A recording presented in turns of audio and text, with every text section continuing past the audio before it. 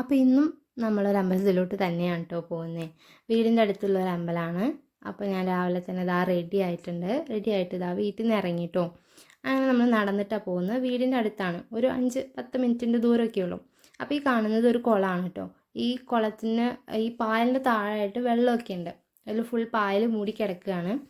അങ്ങനെ ഇതാ നമ്മൾ അമ്പലത്തിലെത്തി. നമ്മൾ പോകുന്നത് വാക്കിയൽ ശിവക്ഷേത്രത്തിലോട്ടാണ്.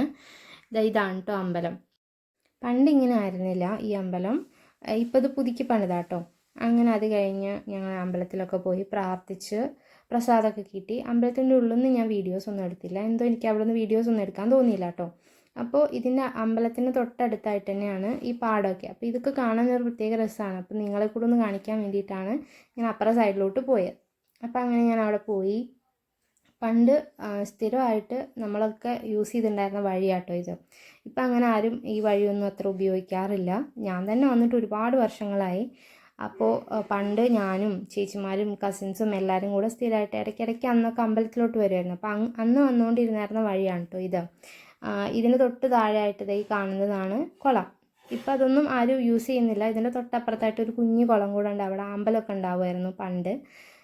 ഇപ്പോൾ അതങ്ങനെ അവിടെ ഉണ്ടോയെന്ന് തന്നെ എനിക്കറിയില്ല, ഞാൻ നോക്കിയിട്ടില്ല. അപ്പോൾ ഞാൻ ചുമ്മാ ആ വഴിയൊക്കെ ഒന്ന് പോയി വെറുതെ.